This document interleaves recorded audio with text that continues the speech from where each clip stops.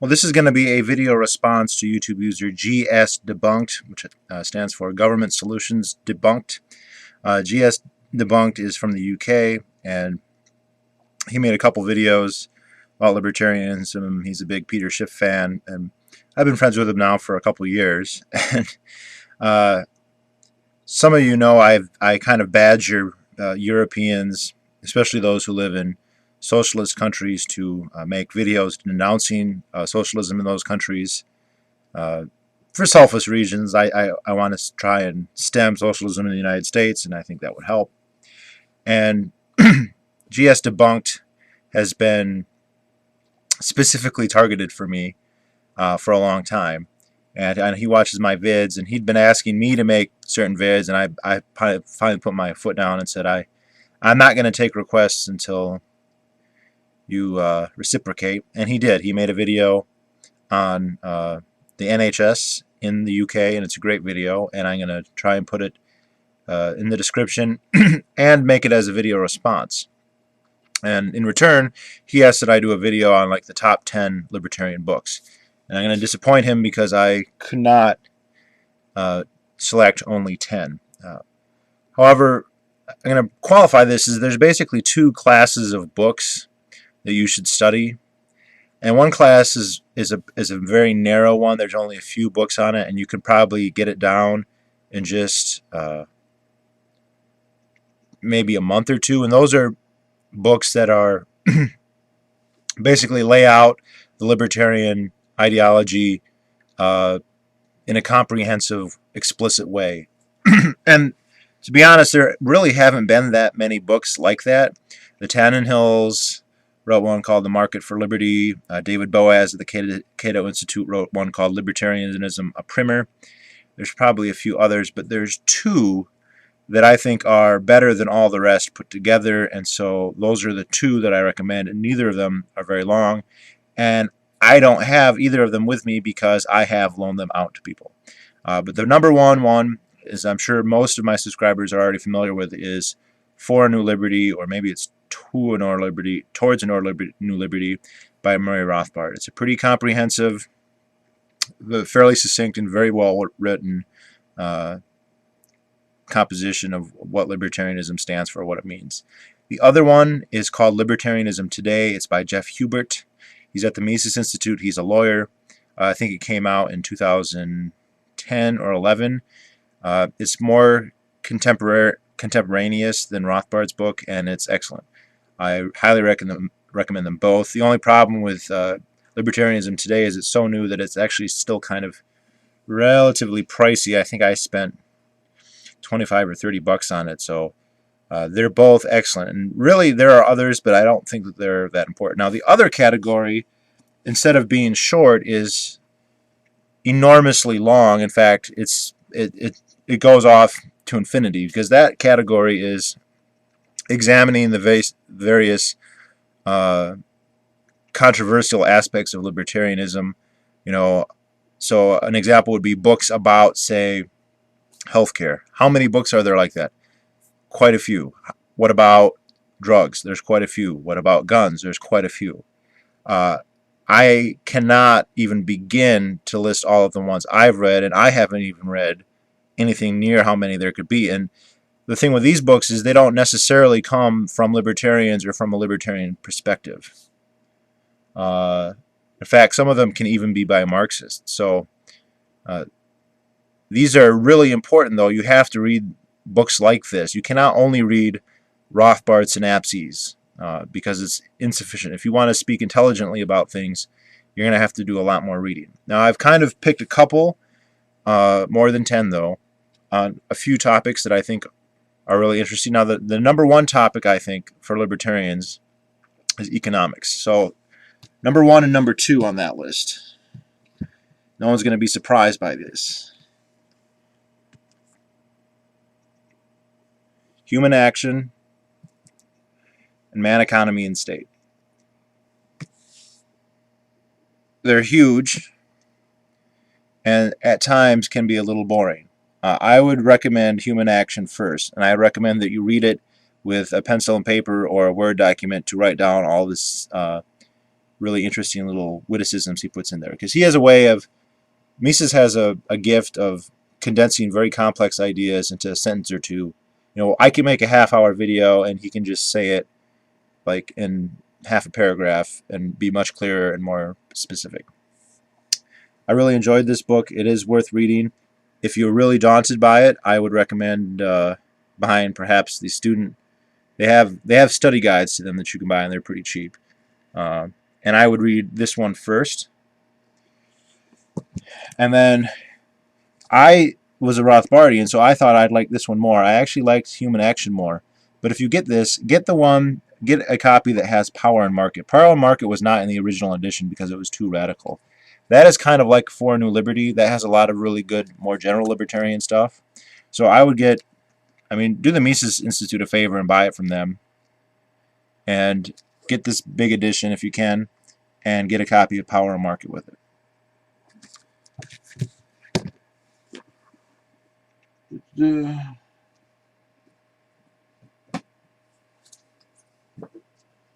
All right. Another one that you kind of have to read, it's pretty short, it's very convincing, is Economics in One Lesson. This is not really comprehensive, but it gets you thinking. It's the most popular economics book in the world, or at least it's billed that way. Henry Hazlitt was a genius, and he was a writer first and foremost. Extremely gifted writer, and I'll give you some idea about the power of this book. I loaned it to a friend of mine, the same one who has For a New Liberty right now, and he thought it looked boring, so he didn't even read it, and he left it on a coffee table. And his stepfather saw it there, picked it up. He didn't put it down. And when he was done, he was ready for a revolution, basically. And I found out about it by meeting him at a graduation party, and we started chatting, and turns out he was reading the copy that I had loaned his stepson, my friend. So, great book. Not very long, easy to read. And in terms of straight-up economics, I wouldn't go much farther than that. You can read Carl Menger, you can read just regular textbooks, but and you don't only have to read Austrians either, but those are just my favorites. Now, other books, this is going to be kind of like a scattershot all over the place, so I'm sorry. This book, Creature from Jekyll Island, it is a history of the Fed. It's an excellent history, and it has good economics. It actually quotes Rothbard extensively. Unlike within the anti-Fed community, there's a lot of greenbackers who think the government should just print money. This one corrects that error. I was aware of this book for years and years, and I thought, well, I already believe all that. I'm not going to read it. It was worth reading. This is my kind of topic, the difference in societies, deference to authority, the case for Canada. That's just a really interesting read by a libertarian sociologist. You should read history, a really good history book about the early United States that's not written by a libertarian or about libertarianism generally. The Sovereign States by Jackson Turner Maine. Jackson Turner Maine. A lot of good economic information too, and a lot of information about the government of the early colonies. This is about the period after the Revolution, before the Constitution. So a very interesting time. This book is kind of like a primer, de facto primer on both economics and libertarianism. Mises, The Last Night of Liberalism. This is by Guido Hülsmann. This is a biography of Mises. This is a stellar book. It's a great story. If you're just kind of getting into Austrian economics and you don't, you hear all these names and you don't know how they relate and what they do, this will go through and it will explain who's Menger, who's Baum-Bovec, who's Hayek, who's Lionel Robbins, who's Rothbard, who's all these people, and explain their ideas and where Mises fits into it. And you basically meet all the cast of characters in the liberty movement. Stupendous book, and even though it isn't a biography, it really is very informative about libertarianism generally. My favorite, sexiest living Austrian economist has two good books, The Tragedy of the Euro. There's a tendency, I noticed, that so many libertarians are Americans that there's just the Fed, the Fed, the Fed, the Fed, the Fed, the Fed. Well, if you're from the United States, if you read this book, it's pretty thin. you will know a lot more about the ECB and the current economic problems in Europe, more than most Europeans. It's by Philip Baggis, and it's a very good book. His other book, maybe a little bit less relevant. I really liked it because I'm into Iceland, but Deep Freeze, Iceland's Economic Collapse. But you can read these books, and if you ever get in a debate with somebody and someone says, oh, free markets caused that collapse, you'll know way more than they will, and if you read a book like this, you'll be able to demonstrate that. Gary North is a really smart guy. He's a hardcore evangelical Christian, and he wrote this book basically to convert Christians to free market economics. That's the main reason I read it. But if you want to have a lot of biblical ammunition, this is the book. And I believe Ron Paul uses this because he has taken arguments right out of it quite a few times. So, and I think Gary North actually worked for Ron Paul once. So, of course, they're both coming from the Bible, so it might not be coming from North. They're the same source. It's a short book, so. This is maybe lesser known, Hologram of Liberty, the Constitution's Shocking Alliance with Big Government. This is by Boston Tea Party, a.k.a. Kenneth W. Royce. He's a huge gun enthusiast. This book quotes extensively from the Anti-Federalists and Lysander Spooner. And this is actually where I first learned about Lysander Spooner. Basically, Royce is an advocate of what would be a radical subscriptionist polyarchy. He thinks that you should only be accountable to a government that you voluntarily join. And so the way he sees it is there'd be like 100 congressmen, and you would pick the one that has the laws you like say Ron Paul or Bernie Sanders, and you would agree to pay them. And if you didn't like how they were doing it, you would go to a different one. It's kind of silly. He's not an anarchist. He's a minarchist, a subscriptive minarchist, which is technically what Napolitano is. But this extensively quotes No Treason, the Constitution of No Authority by Lysander Spooner, and many of the anti-federalists. So people like the Federal Farmer, whoever he was he was a genius.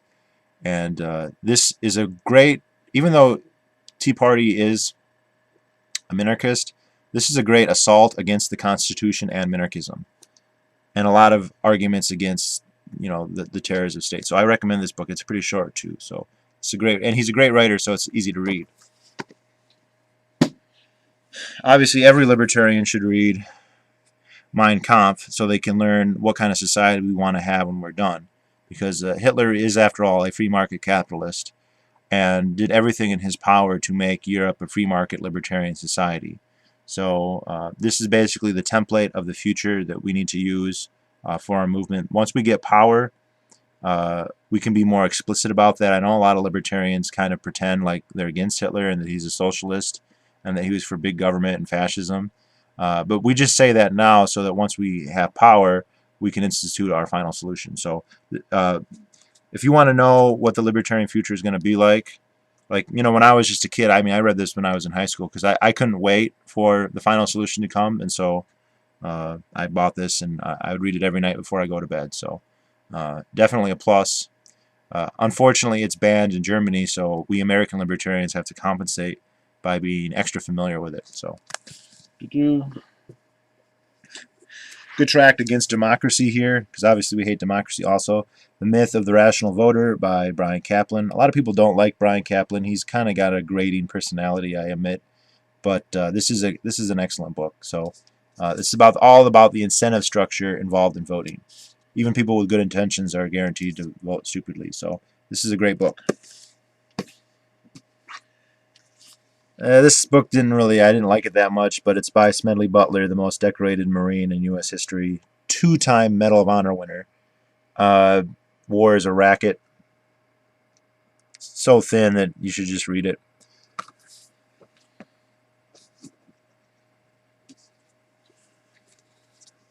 Private Production and Defense by Hans Hermann Hoppe, also very thin. He also has a bigger one called The Myth of National Defense, which is probably better. I didn't have it on hand, so I just this.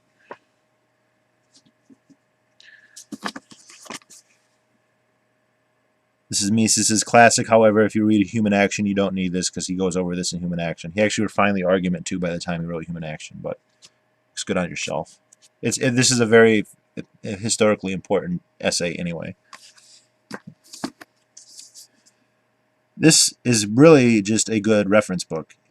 Ron Paul cites sources here. Reading this book convinced me that he's an ANCAP, because he's like, read Hop, read Rothbard, read Mises. Yeah. And he makes good arguments too. He or his ghostwriter, aka Tom Woods, make good arguments. Can't say enough about this man. Vegas may be the sexiest Austrian out there, but this is definitely the best economist who's alive, I think. And you can't read it. This is Robert Higgs. The name of this book is The Transformation of the American Economy, 1865 to 1914. This was an amazing book. Look how thin it is. You read this book and you will know so much about this time period that most people don't know anything about. And this is important because this time period deals with the progressive era, and that's one of like the mythological areas where big government was supposedly justified. So this book is a must. I heard this recommended from the extremely attractive, prolific Austrian economist Jonathan Feingold Catalan, who his stuff is on Mises.org all the time. He recommended this book. It's amazing. I recommend it as well. But Higgs is most famous for two other books. This one, Depression, War, and Cold War. This is basically busting the myth that World War II was good for the economy. This is a must read. A must read. Depression, War, and Cold War. I mean, let me say that again. This is a must read.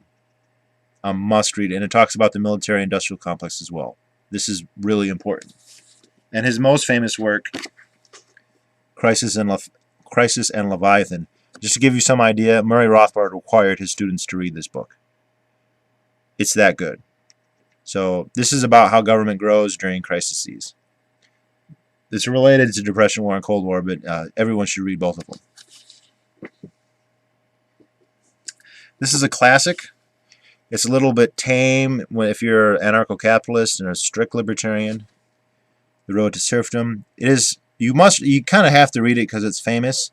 I was underwhelmed, but he does raise very interesting and thought-provoking questions about the nature of a society. If a society is going to give you everything, then it has to regulate everything. You know, a society that's going to give you all your health care, then it necessarily is going to need to be telling you to work out, what to eat, that sort of thing. These are very important questions that the government has never answered, that no philosophy of statism has ever been able to reconcile the idea of individual liberty and a nanny state, because a nanny state needs to be a totalitarian state necessarily. He points this out. The economic arguments in here aren't super pure or great. See to Mises for that. But several parts of this book are very, very lucid, so this is definitely worth reading.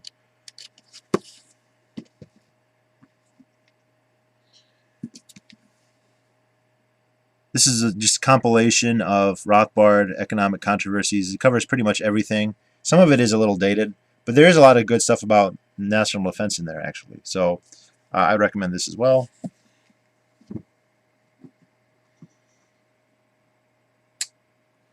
For gun control, everyone should read Boston's Gun Bible.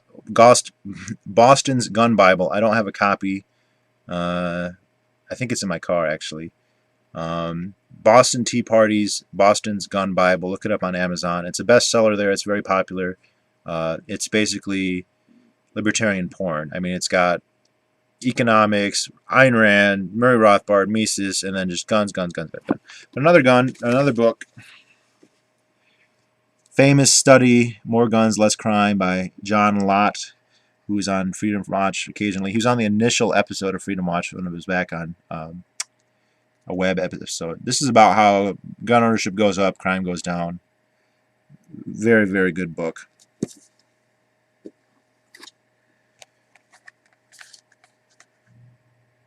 is about the economics of the Civil War, tariffs, blockades, and inflation.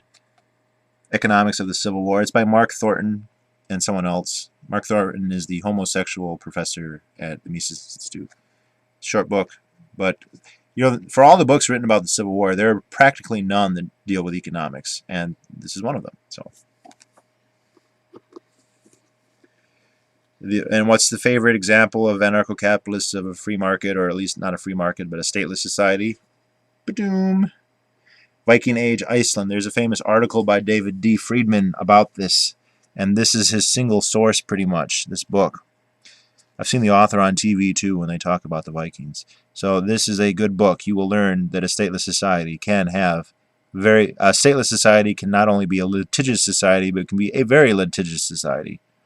And the conditions in Iceland are terrible, and yet they were able to have a very high functioning society, even with great literature in the form of the sagas. So um, if you want to know more than just the talking points about Iceland, this is the one book you have to read. It's not that long, so absolutely good book. And then, okay, I'm a violent anti-communist, and so we're going to do a string of anti-communist books here. Behind the Urals by John Scott. This is by a communist from America who went and worked at the iron plant at Magnitogorsk in Russia, south of the Urals or east of the Urals. And it just shows the horrible conditions in the workers' paradise. Anyone with an understanding of Austrian economics will notice any number of enormous calculation problems. You know, they decide they need to run a railroad to get to a certain factory, and they would just lay their grade really poorly in haste, and they lose more railroads in accidents, more trains would be destroyed in accidents than the value of whatever they were trying to export. But they didn't know that because they didn't have prices. So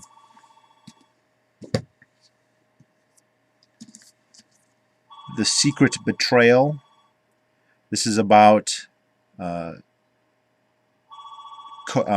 cooperation between the Allies and Stalin at the end of World War II, actually before it ended. Basically, millions of Russians that were captured by the Germans were then captured by the Allies, and then the Allies sent them back to Russia, where most of them were put into gulags. Millions of them died. This is something that this is great revisionism for World War II because it becomes a lot less of a noble struggle and a lot more of a slaughter fest. Absolutely touching. Oh, and it's by Nikolai Tolstoy, a distant relative of the author of War and Peace. This almost made me cry reading this book. It's very, very sad, just about like everything about the Soviet Union. A special emphasis is placed on the Cossacks.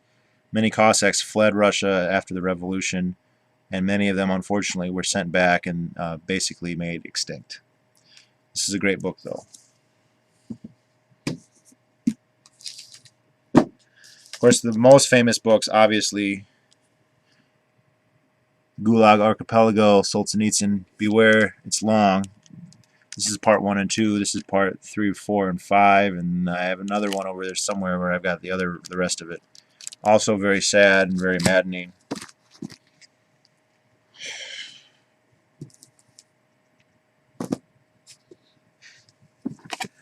Got several books on Soviet and Chinese agricultural policy. So we have the Harvest of Sorrow. This is about the famine that was either on purpose or on accident, you know, attempting to create communes and then everyone starving to death in Russia. And then Hungry Ghost. This is about the same policies in communist China, which maybe killed more people than anything ever. Yeah. Yay, nationalization.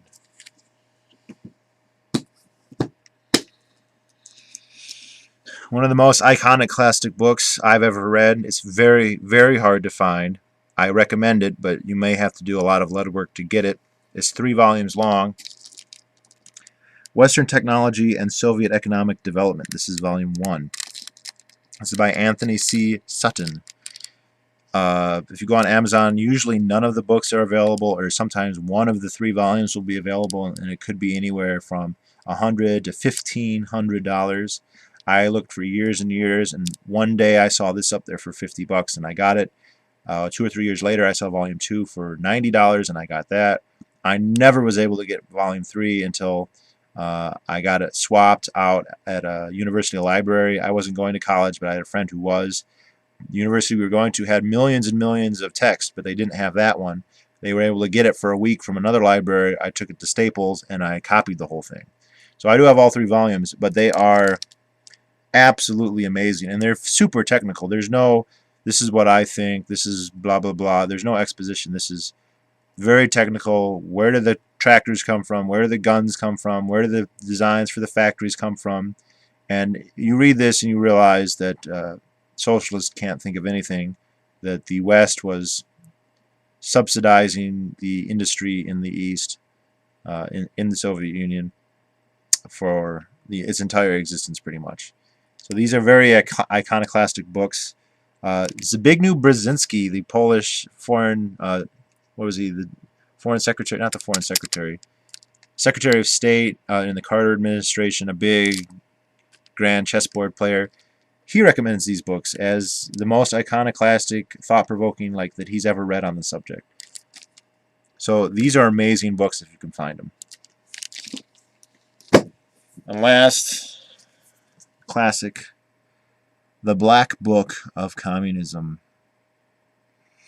Yes, sir. I bought this my first day in college. It wasn't assigned. I was perusing a bookstore and I had to buy it. And this is for all those people who think the Holocaust is the worst thing that ever happened. And you know, there's a kind of, oh, that you're talking about communism, and communism's one thing. Well, communism is statism in its most developed, or you might say most degraded form. So interventionism, the soft socialism that's so popular, it is going to inexorably either lead to communism or it's going to be destroyed by a free market. Those are the only two options. You're always on the road to somewhere. And this is the road to statism, is you end up being a statistic in a book like this. So this is not even beginning to be a comprehensive list. I don't have any books here on welfare because I've loaded them out, but a really good one there is Losing Ground by Charles Murray. But there are even more. This is, you know, when you can read towards For New Liberty and Libertarianism Today, and that'll take you like a week or two. But the rest, you should be. It's an ongoing thing. You never read enough. And every time I come home from work, I have a stack of new books to read. I mean, I have a whole bunch on the War of Terror, on World War II, just on everything on Tsar. And I don't read books just because I care about libertarianism. I'm just a huge history buff. I like to read books like that. But that's what it takes. And you should never be satisfied that you know enough. Now, you might say, I know enough about this topic for now. At some point, you realize I'll never meet a person who knows more about this than me. I'll never meet somebody who knows so much about Western technology and the Soviet Union as I do. It's very unlikely that I ever will, because these are the definitive works on that, and I've read them, and I've listened to the author talk. He's dead now. Since Anthony C. Sutton died about 11 years ago. But you know, then you move on to something else. I mean, that's kind of the way I go on it. And then you come back. I've come back to the Civil War probably no less than 4 times over my life. I've gone through periods where I read a lot of Civil War stuff. 2 or 3 years later, read a lot of Civil War stuff again. 2 or 3 later, you know, same thing with World War II, same thing with a couple things. So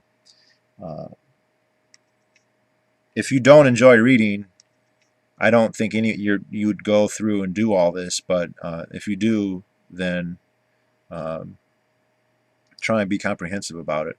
And if you only read the real basic libertarian stuff, it's just not enough ammunition. You're just giving yourself the minimum weaponry possible, and you should do better than that if you can. So thanks for the request, GS Debunked. Thank you very much for making that video. I did enjoy it. I'm sorry I did not comment right away. As it happened, I just finished my well in Ohio, and I had to clean it up, and then I spent the next day on the road, and I've been very busy. I was able to kind of watch it on an iPhone at a sleazy hotel in Columbus, but I couldn't make comments. But I will try and direct people to your video, and I hope this helps.